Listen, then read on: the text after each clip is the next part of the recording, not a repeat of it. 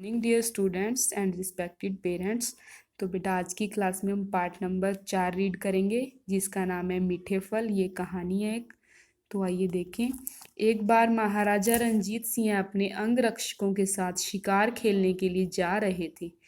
तभी एक पत्थर का टुकड़ा बड़ी जोर से उनकी कनपट्टी पर लगा। कनपट्टी का क्या अर्थ है? कान और आंख के बीच का जो स्थान होता है उसे कनपट्टी कहते हैं। अंगरक्षकों ने देखा कि कुछ बच्चे पत्थर मार मार कर बेर तोड़ रहे हैं। वे बच्चों को पकड़कर महाराज के पास ले आए। आपने पूछा, बच्चों आपने मुझे पत्थर क्यों मारा?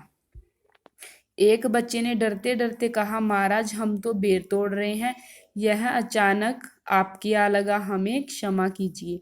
इस पर आपने कहा, बच्चों डरने की कोई बात नहीं।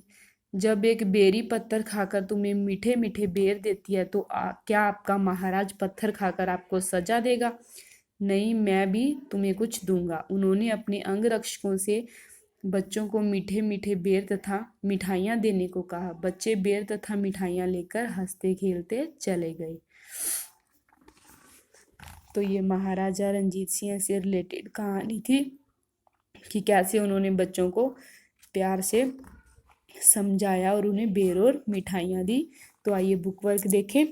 नीचे गुरमुखी और देवनागरी लिपि में दिए गए शब्दों को पढ़ो और हिंदी शब्दों को लिखने का अभ्यास करो। पहला है महाराज, दूसरा कनपट्टी, तीसरा बेरी, चौथा शिकार। नीचे एक ही अर्थ के लिए पंजाबी और हिंदी भाषा में शब्द दिए गए, इन्हें ध्यान से पढ़ो और हिंदी शब्दों को लिखो।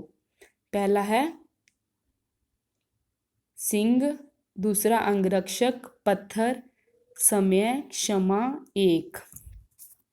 शब्दार्थ, प्रश्न उत्तर और वाक्य बनाओ। नेक्स्ट क्लास में नीचे का बुक वर्क देखते हैं। समझो, तुम, तुम्हें, उन, उन्हें, यह, ये, वह, वे, ये क्या है? एक से बहुवचन में प्रयोग होने वाले शब्द। अंतर समझो। जज ने चोर को 1 साल जेल की सजा दी। सजा का यहाँ क्या अर्थ है? दंड। मैंने अपना कमरा सजा दिया है। यहाँ सजाना, सजावट करना, डेकोरेट करना, वहाँ सजा, दंड। दोनों में अंतर है ना। बॉक्स में दिए गए चिन्हों की पहचान करो। पहला वाक्य है बच्चे बेर तोड़ रहे हैं, तो ये कौन सा चिन्ह है? पूर्ण विराम। ये वाक्य के अंत में आता है जब कोई वाक्य पूरा हो जाता है। तो दूसरा वाक्य महाराज ने पूछा, तो ये जो चिन्ह है ये है अल्प विराम। आगे है उद्धरण चिन्ह। बच्चों ये कौन सा चिन्ह है? विषमयादि बोधक। ये उद्धरण चिन्ह है। जब किसी की कही हुई बात को वैसे का वैसे लिखें तो ये चिन्ह यूज किया जाता है। बच्चों के बाद ये चिन्ह है विषमयादि बोधक। आपने मुझे पत्थर क्यों मारा? जब कोई प्रश्न पूछा जाए तो उसके लास्ट में आता है प्रश्नवाचक चिन्ह। ये पूर्ण विराम, ये अल्प विराम, ये जो है जिनको हम ऐसे कोमा के रूप में लिखते हैं, ये उद्धरण चिन्ह है। जो किसी की कही हुई बात को वैसे का वैसे लिखते हैं तो ये चिन्ह यूज किया जाता है।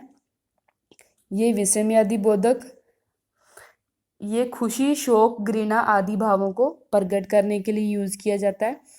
आपने मुझे पत्थर क्यों मारा, तो क्यों, जहाँ कोई भी हम प्रश्न पूछते हैं तो प्रश्नवाचक चिन्ह आता है, ये है प्रश्नवाचक चिन्ह।